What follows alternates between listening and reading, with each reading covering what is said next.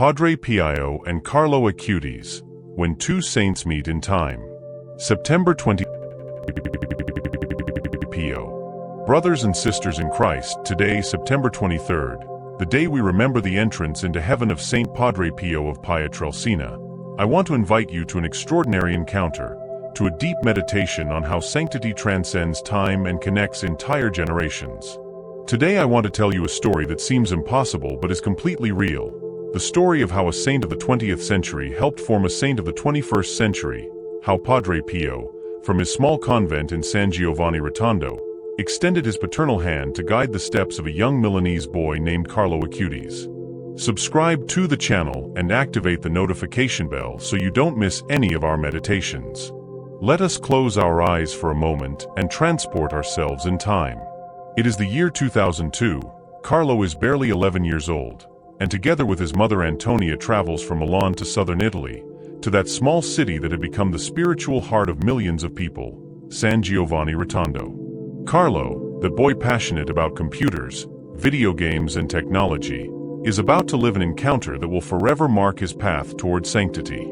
Imagine for a moment that mystical encounter, a child of the digital era, raised among computers and video games, walking through the same corridors where Padre Pio had shed tears of blood during his masses, where he had confessed for interminable hours, where he had experienced the most intense pains and the most sublime joys.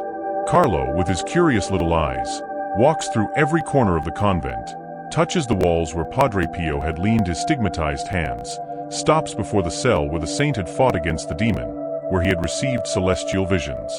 But what impacts Carlo most are not the extraordinary stories, but something much deeper. He discovers that Padre Pio, the giant of spirituality, had something in common with him, something that connected their hearts across time.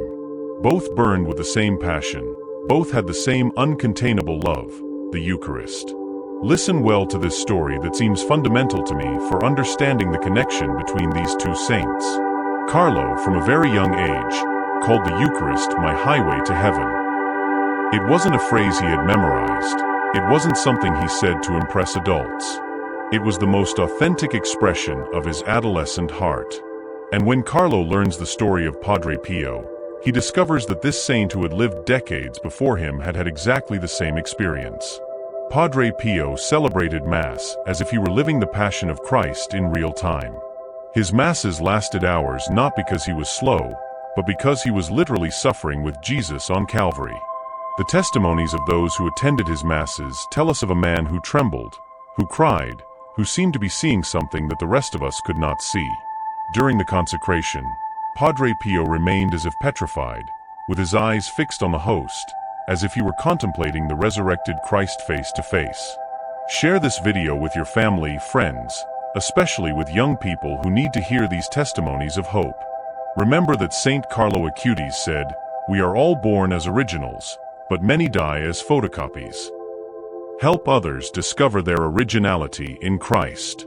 And Carlo, that young Milanese boy, who went to Mass every day before going to school, who got up early not out of obligation but out of love, who said he could not live without the Eucharist, immediately recognizes himself in that experience of Padre Pio. It's as if he had found an older brother, a mentor, someone who had lived before him the same Eucharistic passion. But there is something even deeper in this connection. Both saints understood that sanctity is not an individual phenomenon, that it's not just about saving one's own soul, but about becoming instruments of salvation for others. Padre Pio lived this in an extraordinary way through the gift of reading hearts in the confessional. Thousands and thousands of people traveled from all corners of the world to confess with him, because they knew that this man could see directly into their souls, could show them the path toward conversion. There is a precious story I want to tell you about Padre Pio and children, because it helps us understand how his influence extended especially toward the younger generations. In 1947, a 7-year-old Sicilian girl named Gemma di Giorgi arrived at San Giovanni Rotondo. This little one had been born without pupils, completely blind. Her grandmother, with unshakable faith, had traveled hundreds of kilometers bringing the girl so that Padre Pio would bless her. When Gemma approached Padre Pio after Mass, the saint placed his stigmatized hands over the little girl's blind eyes and said to her tenderly, "May the Madonna bless you, little one." In that moment, Gemma began to see. It wasn't a gradual healing. It wasn't something that developed over time. It was instantaneous. It was total. It was a miracle that left all those present crying with emotion. But the most beautiful thing about this story is not just the physical miracle, but what happened afterward. Gemma, now converted into an adult woman, has dedicated her entire life to giving testimony of God's goodness, to showing how a saint can completely change a person's destiny. This story helps us understand why Carlo Acutis felt so attracted to Padre Pio. Carlo intuited that this saint had a special heart for young people, for children, for those who are building their future. And indeed, during the last years of Padre Pio's life, his convent filled with young people from all over Europe who came seeking spiritual direction. Padre Pio received them with infinite patience, spoke to them in a language they could understand, showed them that sanctity was not something reserved for older people or for religious, but that it was a universal call. Now, I want us to reflect together on something that seems extraordinary to me: how Carlo Acutis, inspired by Padre Pio's spirituality, decided to use his own gifts to evangelize. Just as Padre Pio had used the gift of reading hearts to help people Carlo decided to use his passion for computers to bring people closer to Jesus in the Eucharist. At barely 11 years old, Carlo began to create a website about Eucharistic miracles. It wasn't a school project. It wasn't something his parents or teachers had asked him to do. It was pure personal initiative, born from his love for the Eucharist and his desire to share that love with the entire world. Carlo investigated each miracle with the precision of a scientist, verified sources, studied historical documents, consulted with experts. He wanted his website to be not only visually beautiful, but also rigorous and reliable. Leave us your testimony in the comments. Which of these two saints inspires you more? Have you experienced any special intercession from Saint Padre Pio or Saint Carlo Acutis in your life? How are you living your call to sanctity in this digital age? We want to know your story of faith. Imagine for a moment this young boy of 11, 12, 13 years old, spending hours and hours in front of the computer, not playing video games like most kids his age, but documenting how throughout the centuries Jesus has continued making himself present in the Eucharist in a visible, tangible, miraculous way. Carlo cataloged more than 130 Eucharistic miracles from around the world, from the miracle of Lanciano in the 8th century to more recent cases in Poland, Argentina, India. And here we clearly see the spiritual influence of Padre Pio. Just as the Capuchin saint had dedicated his entire life to making Christ present in each Mass, Carlo dedicated his technological talents to showing how Christ continues making himself present in the Eucharist in an extraordinary way. It was as if Carlo had received the spiritual testimony of Padre Pio and had translated it into the digital language of his generation. But the connection between these two saints goes much further than their common love for the Eucharist. Both understood that true sanctity implies embracing suffering in a redemptive way. Padre Pio carried in his body, for 50 years, the wounds of Christ. Each day for 5 decades, he woke up with unbearable pain, with wounds that bled constantly, with physical suffering that doctors could not explain or relieve. But Padre Pio never complained, never asked why me, never cursed his destiny. On the contrary, he offered each moment of pain for the conversion of sinners, for the souls in purgatory, for the Pope's intentions. Carlo Acutis, when at 15 years old he was diagnosed with leukemia, showed exactly the same attitude. His parents tell that when the doctors explained the gravity of the illness, Carlo listened to them with serenity and then said, "I offer all the sufferings I will have to endure for the Lord, for the Pope and for the Church." He wasn't even 16 years old. He was in the flower of life. He had 1,000 projects, 1,000 dreams, and yet he was able to pronounce those words with a spiritual maturity that left everyone who knew him astonished. During the months of illness, Carlo continued working on his website of Eucharistic miracles. Despite the fatigue, despite the nausea from chemotherapy, despite the pain, he continued dedicating time to evangelizing through the internet. It's as if he had received from Padre Pio not only Eucharistic devotion, but also that capacity to transform suffering into an opportunity for apostolate. And here I want to stop at something that seems fundamental to me for us who live in the 21st century. Both Padre Pio and Carlo Acutis teach us that sanctity is not incompatible with normality, that one can be a saint without ceasing to be authentically human. Padre Pio, despite all the extraordinary mystical phenomena he experienced, remained a simple man, with a sense of humor, who enjoyed conversing with people, who worried about the everyday problems of his spiritual children. Share your prayer intentions and let us ask together for the intercession of these two powerful saints. Community prayer has a special force, and I am sure that Saint Padre Pio and Saint Carlo Acutis are listening to each of our supplications. Carlo Acutis was a completely normal teenager. He liked video games, especially Pokemon and Super Mario. He had a little dog named Chiara and loved her madly. He enjoyed watching movies, especially adventure ones. He loved traveling with his parents. He had school friends with whom he had fun. The difference wasn't in what he did, but in how he did it, in the intention with which he lived each moment. There is a precious anecdote that his mother Antonia tells. Once, when Carlo was about 12 years old, he was playing with the PlayStation, and his mom said to him, "Carlo, you've played enough. Don't you think it's time to do something else?" And Carlo responded, "Mom, I play with moderation. Just as it's not good to never play, it's also not good to play too much. Everything has its moment and its measure." A response that leaves one speechless, right? A 12-year-old boy who has understood balance, temperance, the right measure of things. Despite all the extraordinary mystical experiences, he remained an obedient religious who fulfilled all community duties, who participated in convent activities, who worried about the material needs of the poor in the area. He founded a hospital, the Casa Sollievo della Sofferenza, to care for the neediest sick. He wasn't a mystic disconnected from reality, but someone who had found in union with God the strength to serve his brothers concretely. And here we see another point of deepest connection between these two saints, their special love for young people and children. Padre Pio had a particular gift for connecting with the younger generations. There was something in his gaze, in his smile, in his way of speaking, that reached directly to the hearts of young people. There is a precious testimony from a young man who went to confess with Padre Pio in 1965. This boy was 17 years old and was going through a deep spiritual crisis. He had lost faith, had distanced himself from the church, was living a disordered life. His parents, desperate, convinced him to make a trip to San Giovanni Rotondo. The young man accepted reluctantly, more to calm his parents than out of personal conviction. When the moment came to confess with Padre Pio, the boy approached the confessional with an almost defiant attitude. He had decided he wasn't going to say anything, that he was going to remain silent to demonstrate that all of that was a farce. But when he knelt before Padre Pio, before he could say a single word, the saint told him, "My son, I know exactly what you're going through.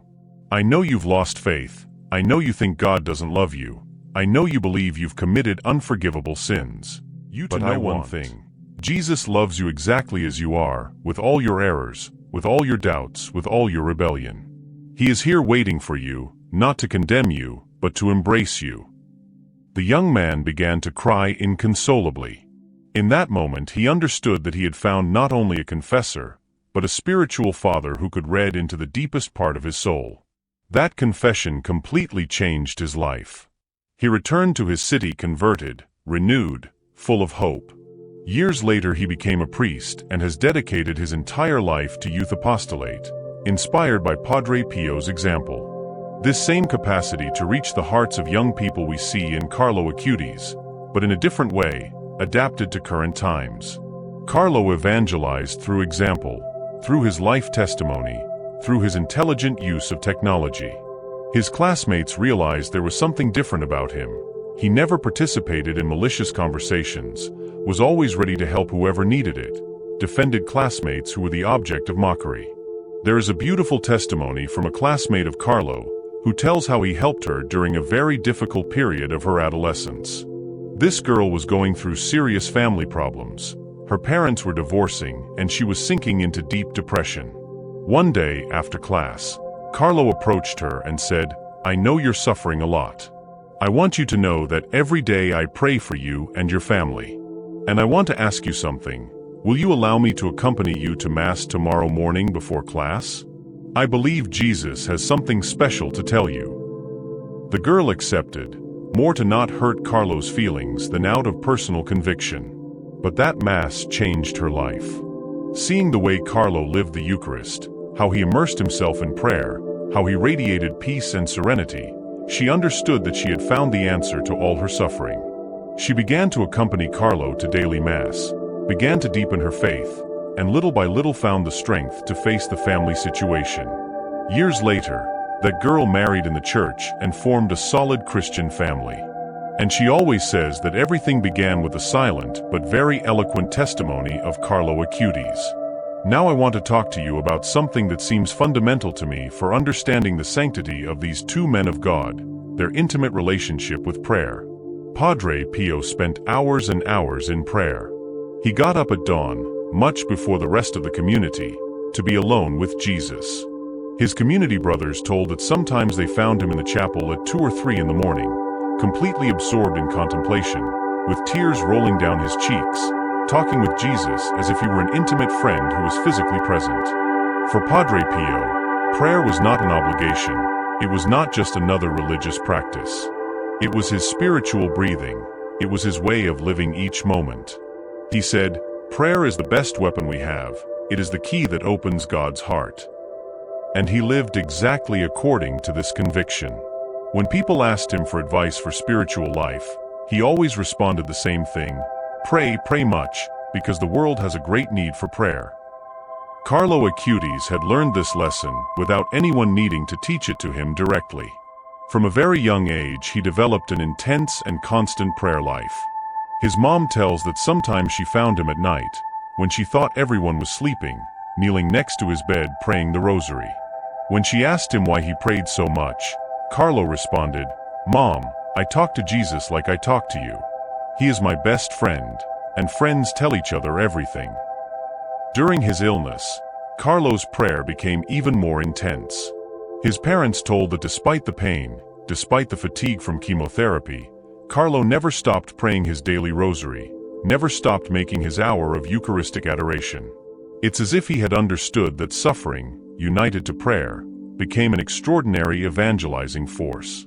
And here we see another deep connection between our two saints. Both understood that their vocation was not only personal, but universal.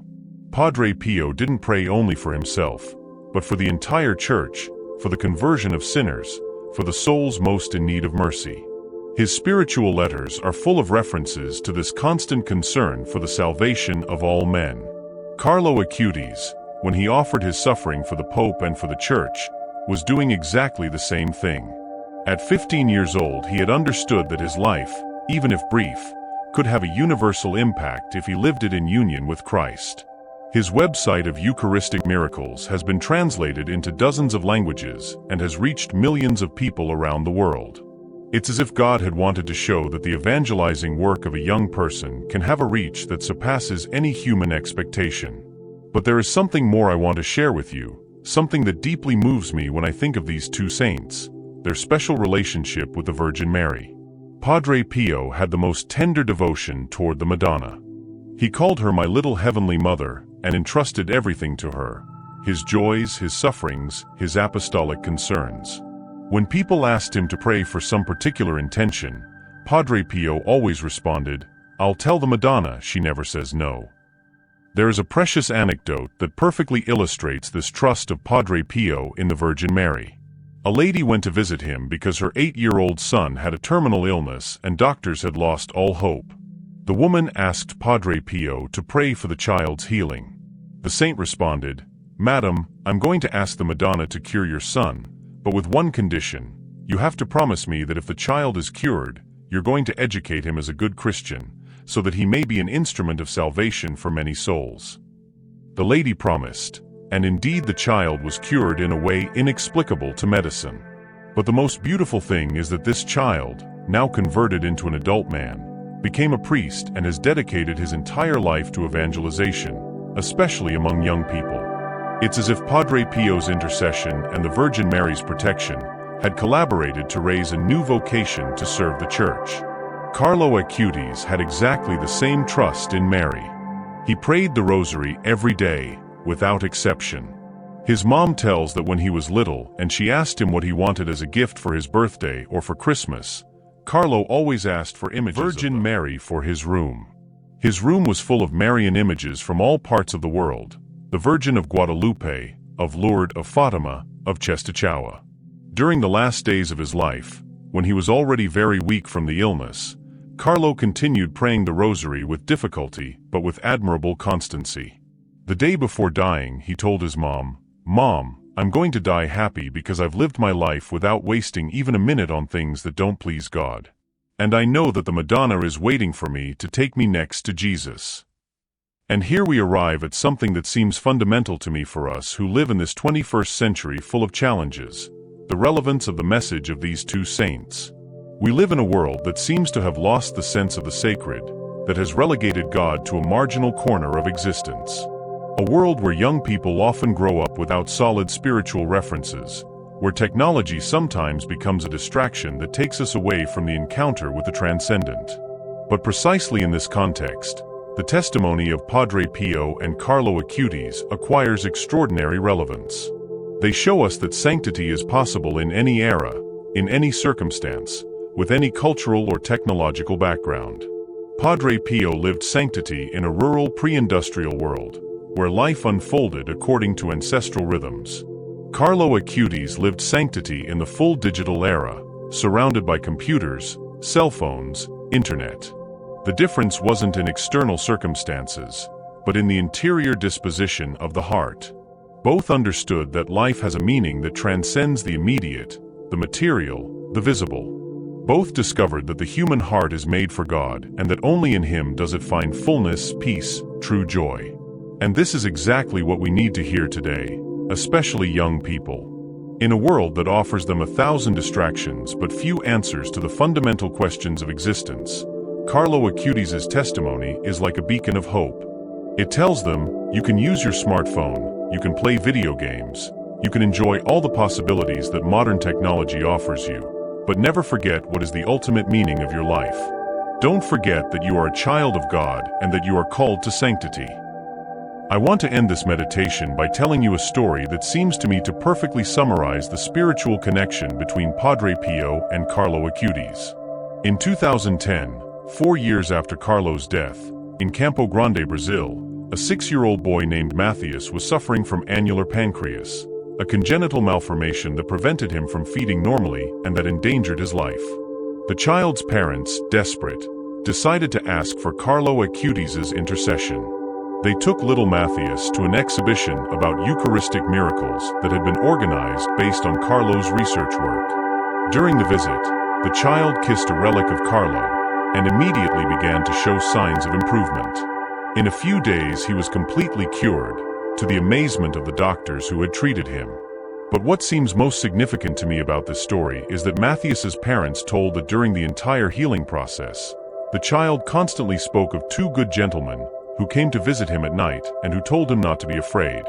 The descriptions the little one gave corresponded perfectly with the images of Padre Pio and Carlo Acutis. It's as if these 2 saints had collaborated from heaven to obtain the child's healing. This story shows us something precious. The communion of saints is not just an abstract theological doctrine, but a living, operative reality that continues acting in our world. Padre Pio and Carlo Acutis, from the glory of heaven, continue interceding for us, continue helping us on our path towards sanctity, continue showing us that it is possible to live a life completely surrendered to God. Brothers, on this special day when we remember Saint Padre Pio, let their testimony and that of Saint Carlo Acutis inspire us to live with greater intensity our Christian vocation. May their example help us understand that sanctity is not a privilege of a chosen few, but a universal call that the Lord makes to each one of us. May we learn like Padre Pio to live each Mass as if it were the first and last of our life. May we learn like Carlo Acutis to use all our talents, including technological ones, to bring people closer to Jesus. May we learn like both to offer our sufferings for the salvation of souls and for the needs of the Church.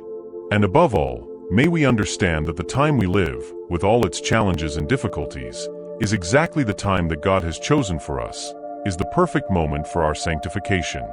We don't need to live in another era to be saints. We need to live intensely this era, this historical moment, these concrete circumstances, with the same passion for God that characterized these two extraordinary witnesses of faith. May Saint Padre Pio and Saint Carlo Acutis intercede for us. May they help us on our path toward sanctity. May they obtain for us the necessary graces to live as true disciples of Jesus Christ. And may we one day be able to reunite with them in the Father's house, where there will be no more pain, nor crying, nor death, but only the eternal joy of contemplating God face to face. Amen.